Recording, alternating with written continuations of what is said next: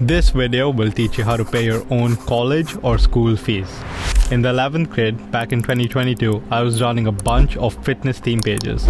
I sold a few of them for like $2,000 each, which is 1,60,000 rupees, and I sold like 3 of them. Then, in the 12th grade, I got a job at Educate with Iman Kadzi. It's the guy you all know, and I was doing short form content redistribution in his team, and at one point I was making over 5,400 USD every single month while being in the 12th grade. So literally as a school kid before college, I was making more than 51 lakhs a year. Then because of that, I dropped out in 2023 because I realized that I'm already making more than I would ever by going to college. So I would say that I can probably teach you a bit about how to make money while you're in school or college so that you can at least pay your school or college fees. But if that wasn't enough for you, because I know maybe your family has not been growing up rich. Truth is, we were relatively well off in Mumbai, in Bandra, where the rent was like 1,20,000 a month.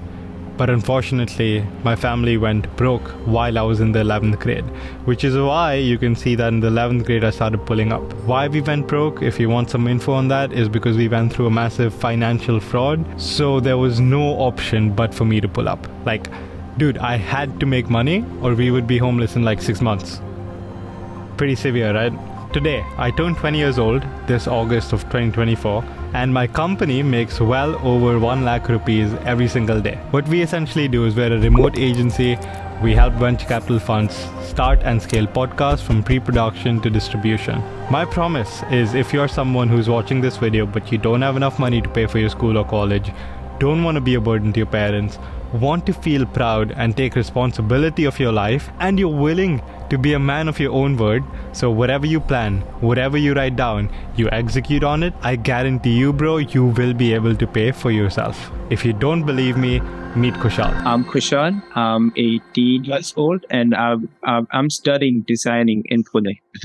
Nice. Which year are you in? I'm a first year student. Great. And what you've been able to do, just, in terms of how much you're making and what skill level you have for being a first year student is absolutely amazing. Can you tell us a little bit more about how you developed your skill set? How long did it take you? And how did you end up freelancing and working at Atomik? Okay, so I started editing anime videos as a hobby. Then I built it because I needed money. So I turned it into commission videos. I started doing music video editing for small time rappers. And then I got into the corporate field. I built up a portfolio. I applied to Atomik, and luckily also my skill set helped. I got into Atomik, and now I edit trailers here, and I love this. I'm glad you love it, but it's not luck. It's 100% skill set in my opinion, because we check every candidate, right? It's not like anyone goes unapplied, but obviously you stood out. And dude, I swear some of the best editors, they start with anime edits. I don't know why.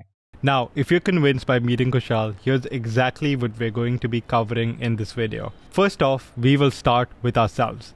Why are we the way we are? And I know that now you're probably thinking, oh, this is just another generic self-improvement video where I don't get actionable steps and it's just mental masturbation.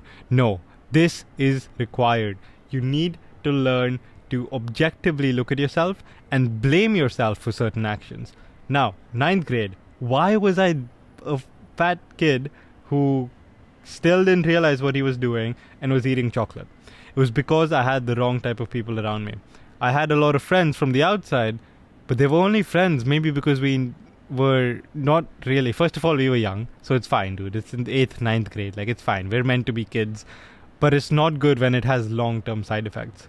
Till this day, I have loose skin. In this photo, it might not be visible, and now I'm way beyond 12th grade. I'm 20 years old, but even now, dude, I have loose skin, and I'm thinking of getting surgery one day to remove that so that I can be in peak physical shape. I don't want fucking skin tangling down my, lower belly. I don't want that.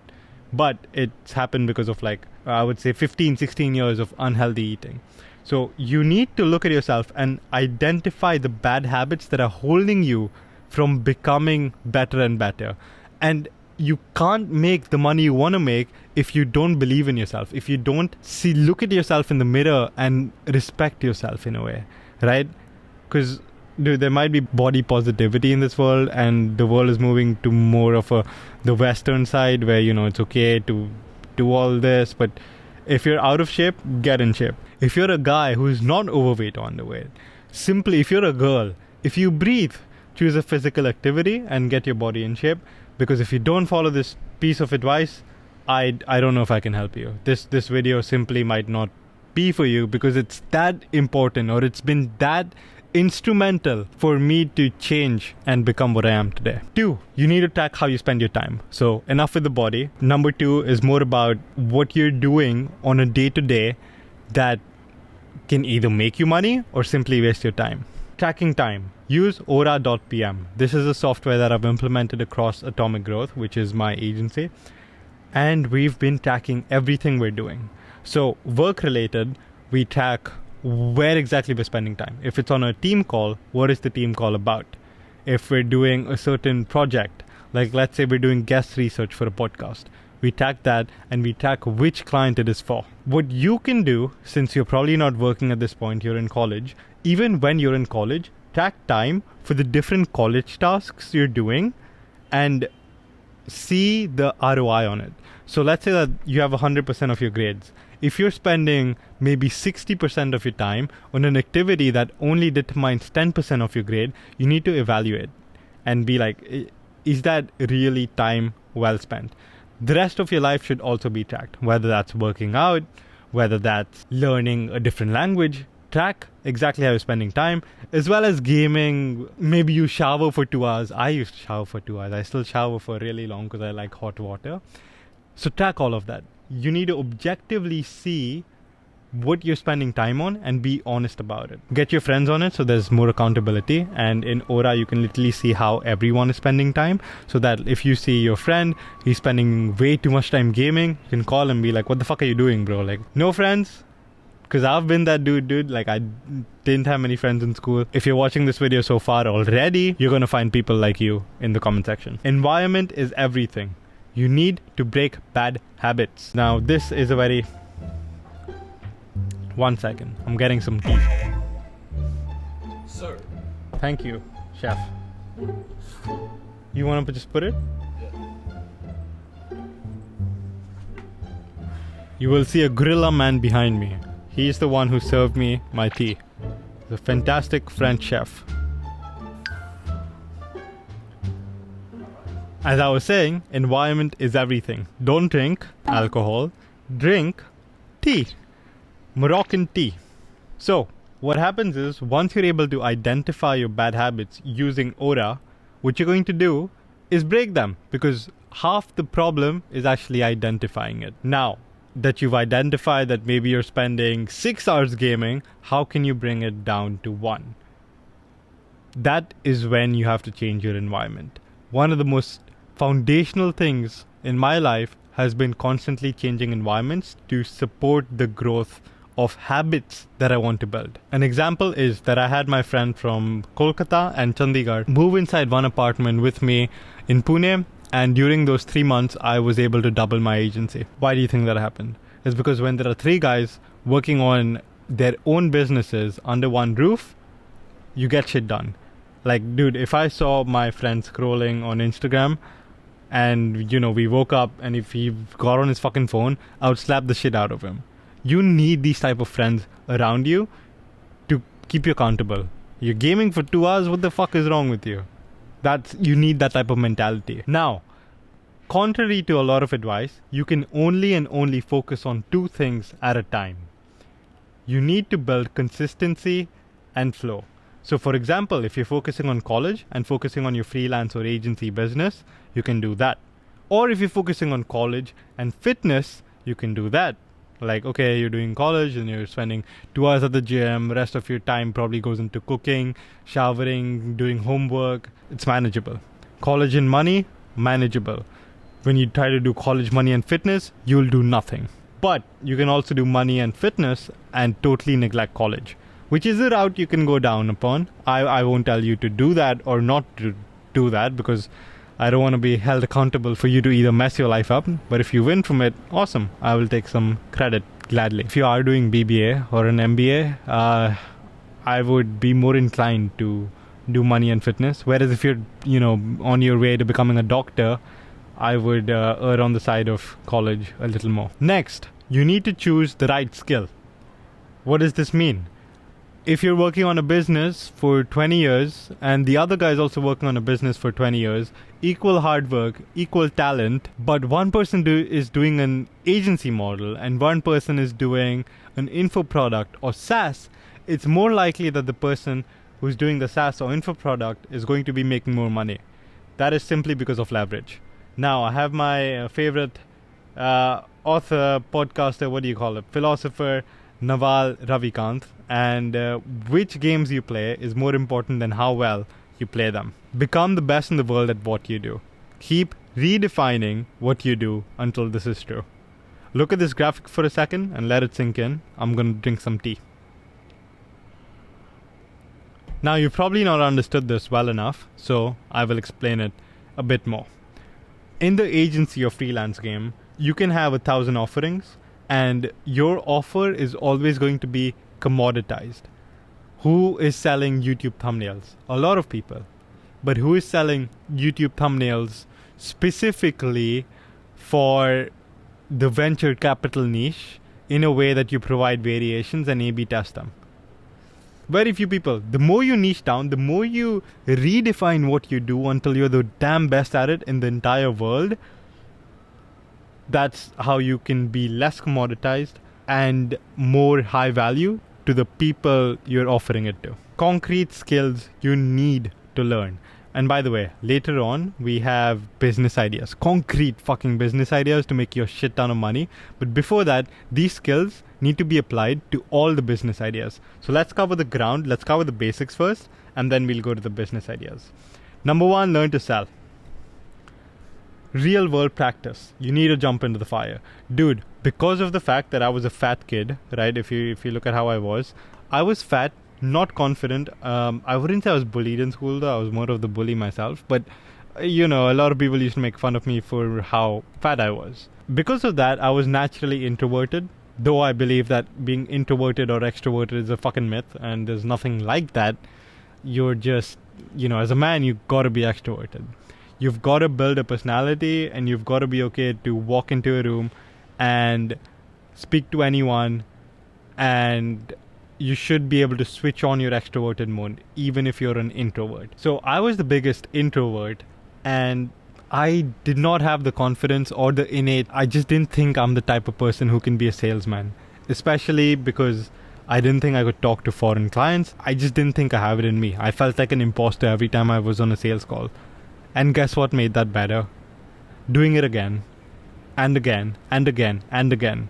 That's what helped me the most. Some general tips is to do small talk for the first 30 seconds to 1 minute. I jump on a lot of calls with Indian freelancers or maybe service providers, and this is the part where they suck the most. They just get into how are you doing, where are you from, full stop, that's it. They don't try to genuinely initiate a conversation for like the first 1 or 2 minutes. They just don't. And if you want to sell to a person, try to make them like you. It's one of the most obvious things you can do. So make them feel good. Now, what does this mean is to be able to compliment them whenever they're saying something. Example being, let's say I'm selling to a podcaster and they've managed to gain 5,000 subscribers. And I'll be like, by the way, obviously we can help you grow, but 5,000 subscribers in its own is an accomplishment, dude. Like, very few podcasters get to that level of 5,000 subscribers. 90% of them quit before even 20 episodes. So first of all, kudos to you. You're doing an amazing job. And then actually I'll get into, selling them, telling them what we can do better. Always make your prospect feel good. Now, maintain frame. Another one that is just lacking in 99% of the Indian freelancers I'm talking to. You need to take control of the call to be able to effectively demonstrate your expertise. What this means is you dictate what the call is going to be about and what you guys are going to talk about. So, it's great to meet you. All of that small talk is done. And you want to tell them, awesome. Well, let's get into things. First of all, thanks a lot for hopping on the call with me. And in this one, how I sort of run these is first I will tell you. First, I would want to know from you what exactly intrigued you to book a call with me. What about my portfolio did you like a lot? Second, I will tell you a little bit about myself, what I do, where I come from, and why I got into this in the first place. And then I'll ask you a few questions to see if we're fit to even work together, because I don't want to waste your time and I don't want to take money from you if I cannot help you. Something like that. You dictate what this call is going to be about. You seize control. You don't want the client asking you questions. You want to continuously ask them questions until the point where they give you their entire business strategy. Fifth is no presentations. Wait, 1, 2, 3, 4. Fifth. Dude, I'm so good with numbers.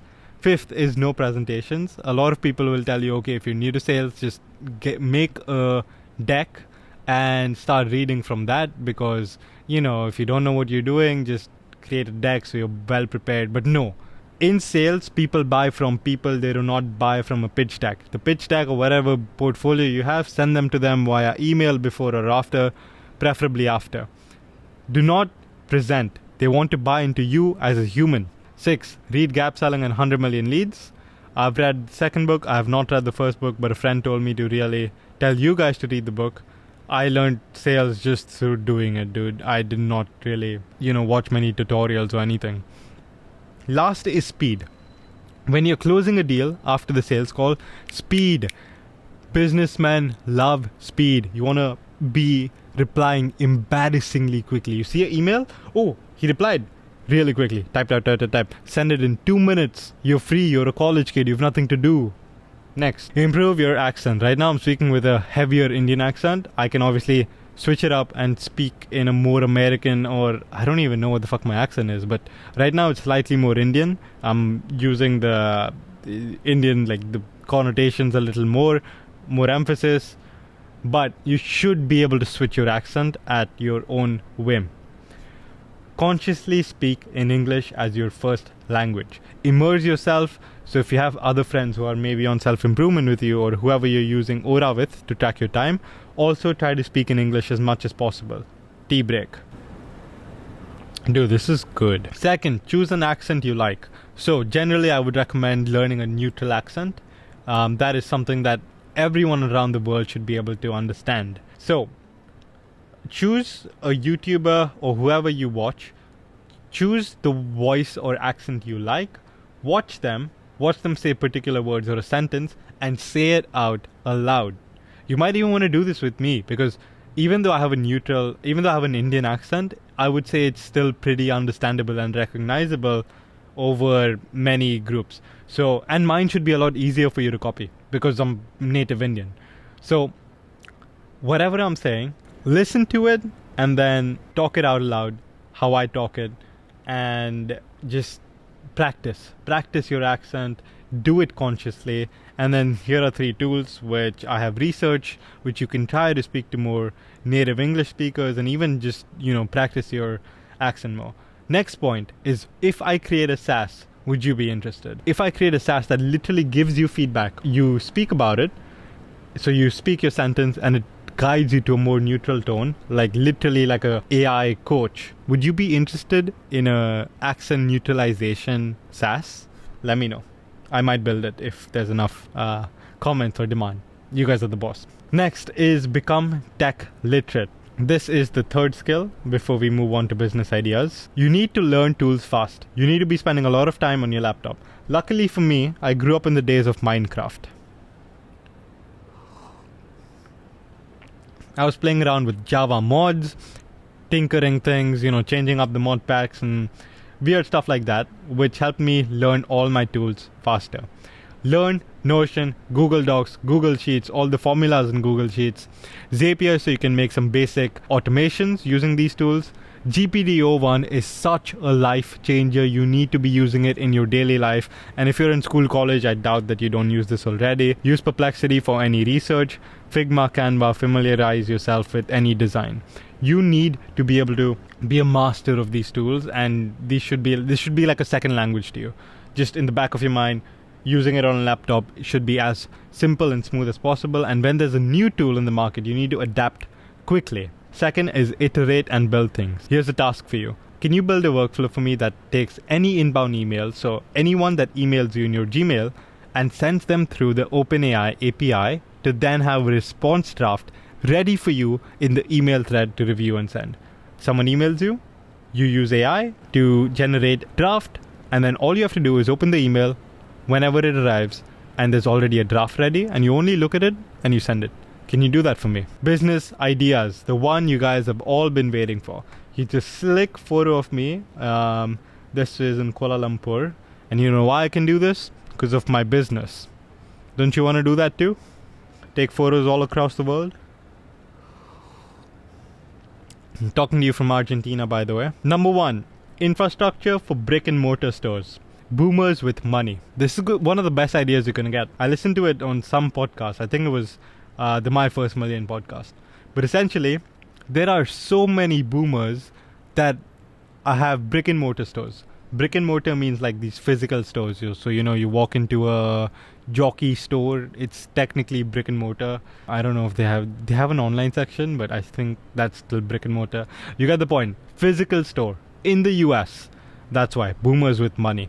So physical stores in the US that don't have any websites. Choose a niche. Like let's say you choose hardware stores in one geographical location of let's say 100-kilometer radius. What you're going to do is you're going to create AI landing pages. This is a photo of me and my mom, and behind that is the 9/11 memorial in New York. I was able to take my mom to New York because of my business. So choose an AI landing page template for, let's say, the hardware stores, right? You have these hardware stores, you've created a template or 3-4 templates, and you customize it now. So you spend the time to actually customize these templates for each brick and mortar store. Then you create an email, say you built them this website for free, you send it to them, and then be like, hey, it's really nice to meet you. I've created this AI. No, don't mention AI. Just say you've created a website for them for free, and I would really love to hop on a call to transfer it to you properly. Something like that. And then what you want to sell them on is that, hey, it's also going to cost $100 monthly to just, keep the website up and running, as well as service you. And bonus, if you can tell them that you can get them some inbound leads, etc. But if the boomers see that you've already made a website for them, dude, you're going to make a shit ton of money. And if it's just $100 a month, that's 8,000 rupees for you.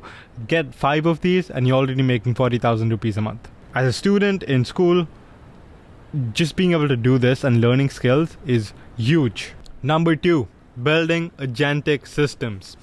Agentic is a word you're going to hear again and again in the near future. Remember the email system that you built. It's kind of agentic because you're making AI do things and move things for you. So right now, if you ask ChatGPT, hey, GPT, can you place an order from the most rated restaurant in a 2-kilometer radius from Zomato? My budget is 750 rupees. I want it to have 20 grams of protein. Can it do that? ChatGPT cannot. But with the power of AI, you technically can. AI has the smarts and the expertise to be able to do that. But it cannot, because it's not agentic. Agentic is when it executes, when AI can execute on something. So one is, can you sell that email system you made in the second part of Become Tech Literate? Can you sell it to others? Now, do you remember this video that Sundar Pichai did, where it was like 5 years ago, where Google Assistant was, you told Google Assistant to call this salon and book you an appointment, and literally called a salon, and the AI sounded like a human and literally made a fucking appointment. Well, now that's coming to reality. AI already has a voice. You've heard 11 Labs. You've seen your favorite creators. Like I've seen Varun Maya do AI video generated shorts, and it can now call people. Rest in peace to the call center workers. Luckily, if you're watching this, I hope you're not going down that career path. But as comes with any new tech, there's going to be a lot of firing, but there's also going to be opportunity. You can get rich of agentic systems. One use case of them being AI cold calling. How, you might ask, is because A lot of businesses have cold callers. A lot of people have call centers, support. All of that can soon be automated. Become tech literate. Learn the agentic call systems. Position yourself, learn to sell, and you'll be okay. Actually, you won't just be able to pay your college fees, dude. You'll become fucking rich. Third, companies need internal and external GPDs.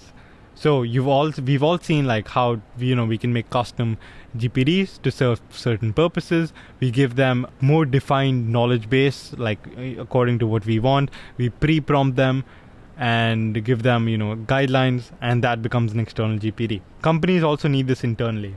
So for example, they have a new employee onboarded. If the new employee has questions, it might just ask the Atomic Growth GPD, because a lot of things have already been discussed. So imagine using Firefly's AI. That is an AI that basically records all meetings. All the meetings that we have in Atomic are recorded with that, and we have transcripts available. Imagine automatically using Zapier running all those transcripts through an internal GPT knowledge base and just having that be constantly updated, so that if anyone has any questions, they can refer to all previous meetings and what's going on now. How powerful is an internal GPD? And there are not enough of these.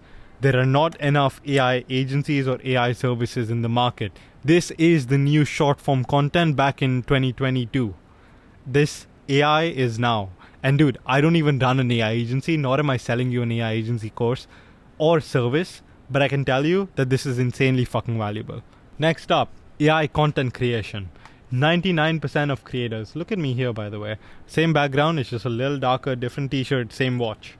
99% of creators do not know how to use this, like how Varun Maya did to AI generate his shorts. Use Perplexity Pro Search, part of becoming technically literate. Find out how you can do this. I can tell you how to do it. I'm not going to tell you. You need to be able to find out yourself. I'm barely giving you the ideas and the means to go and hunt. Remember, I told you, the planning and execution is on you. I can give you the general planning outline, but you need to be able to execute. You see this comment? What Akash Pujar said, we got AI Subha before GDS6. You know what's funny? This is the same camera recording me. This wasn't AI. This was me. And people think it's AI because it's getting there. Dude, people cannot differentiate between AI video and real video anymore. It's scary. Might be out of a job soon. Next is selling your art. And I have not centerlined this. I have OCD, dude. What the fuck? That pisses me off. But anyways, selling your art is basically anything that's more traditional to do with business. Whether that's video editing, copywriting, design. Now, general advice, don't stress it. If you already know video editing well, double down on it. You don't need to keep switching your skill, but you rather need to hone it. Now, if you don't have any skill, but you want to go with something very simple, if you just don't think you are smart enough to do any of these, right? Just go into choose any, dude. Where do you think you have an affinity? If you think you're good at English, just use copywriting. If you're more artsy, choose design. If you already know a little bit of CapCut, just go into video editing, learn After Effects. Now, number 4 is how you can actually sell it. You're not an editor, you're a retention expert. You do not want to be selling your title. You want to be selling the outcome or the result. You want to sell the end result. You're not a copywriter. You create newsletters for fitness creators to drive sales. You're not a designer. You create brand identities for school groups. Why school groups? It's a niche. If you show one school group or one school community that you've done it for the top person there, all the people below it will want to get their brand identity made from you. And school is an up and coming market. So as the market size expands, you want to also be able to benefit from it. D, how are you going to sell it? Build your portfolio. So maybe the school groups are not actually, you're not going to get the biggest school group to pay you, right? Because you have no portfolio. You want to do a free rebrand for them. And you want to pitch it to them. If they like it, if they don't, who cares? Because you're going to be using that top school group in your portfolio to convince the ones below it to pay you. If you don't have people paying you, it's because you don't have a good portfolio. Bonus! You have to document your journey. What do these 3 sexy people have in common? They are recording content. You think this guy needs to record content? No. You think this guy needs to record content? Well, he just sort of wants to advance in life from positions of business to more and more leverage, right? But what is the advantage or what is the commonality of these three people? Okay, this is too cocky even for me. Hold up. Tea break.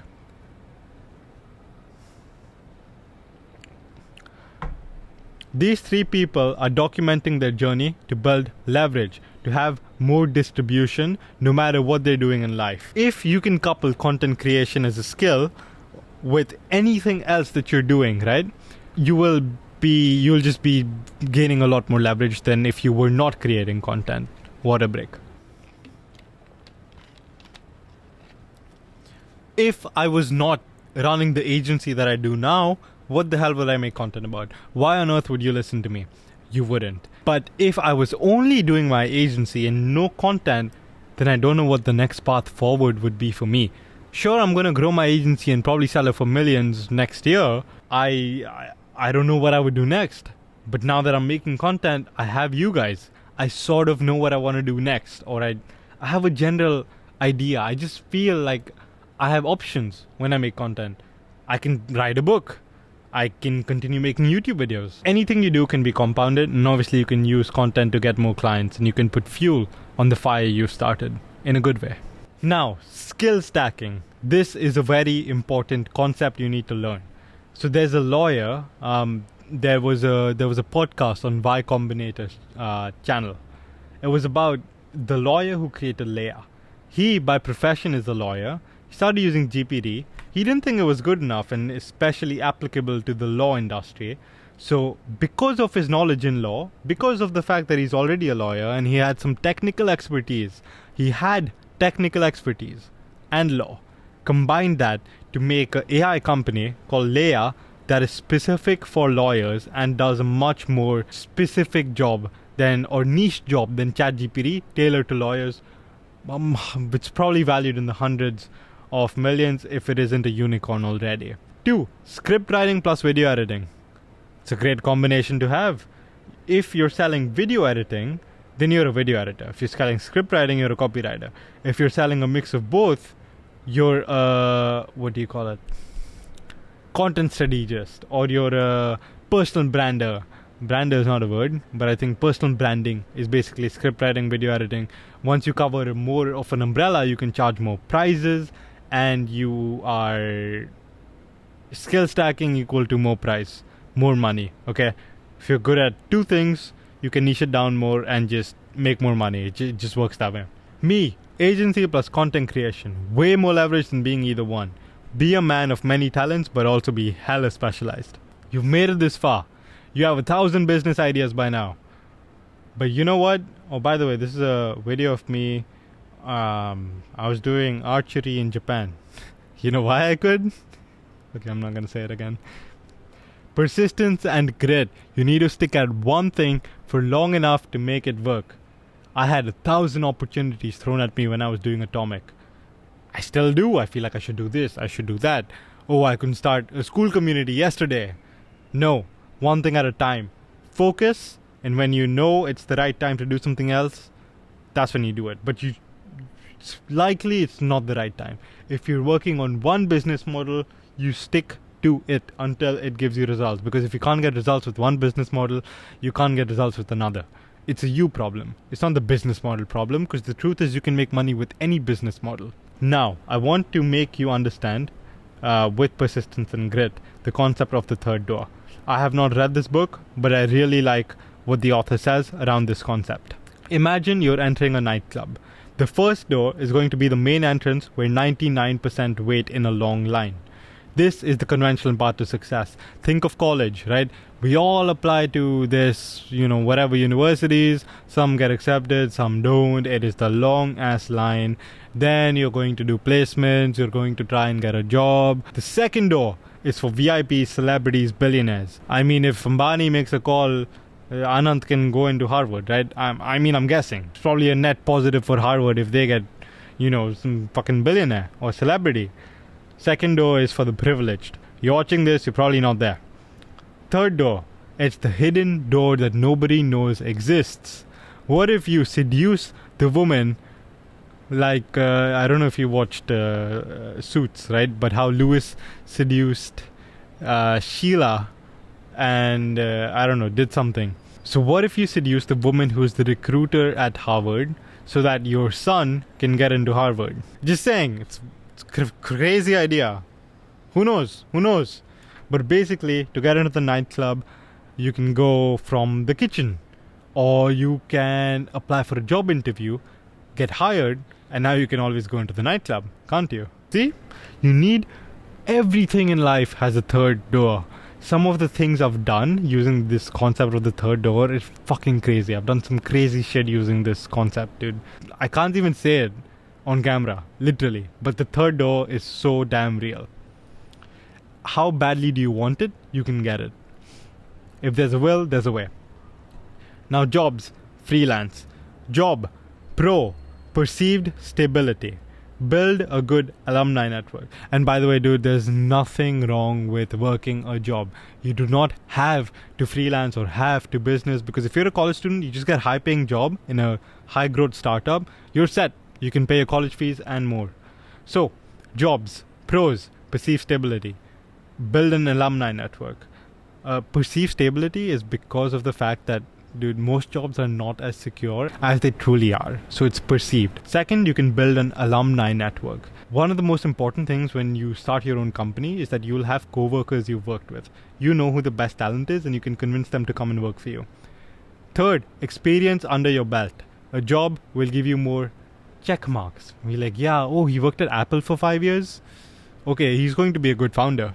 Just, in a reputable place, you can get experience, and that's very valuable. Fourth, more structure. In a job, you will know what to do. You will be told what to do. That can be a good thing. 5 is discipline. You're forced to be disciplined in a way. You have to do your job. So if you don't have discipline or not much of it, a job will keep you accountable. It'll give you some meaning to life, hopefully. Whereas freelance, there are a lot of pros here as well. Freelancing equal to complete independence. You need to be ready for this, right? You're on your own. This is a good thing as well. Self-reliance. If you learn to rely on no one but yourself, it's a very empowering feeling. It's fucking amazing. Third, client network. If you work with high-profile clients, you're set. If you do a good job for them, if you need a job in the future after freelancing, they'll give it to you. Your client network matters a lot. Next is earn less in the short run, because as a freelancer, first, you're not going to get paid much, but in the long run, you're going to get paid way more than what a job can, because a job, your income is capped. Next is agency. Should you start an agency? Short answer, no. You should only freelance. An agency is when you have so much demand that you simply cannot fulfill it while freelancing, so that you have to hire your first person, and now you're technically an agency.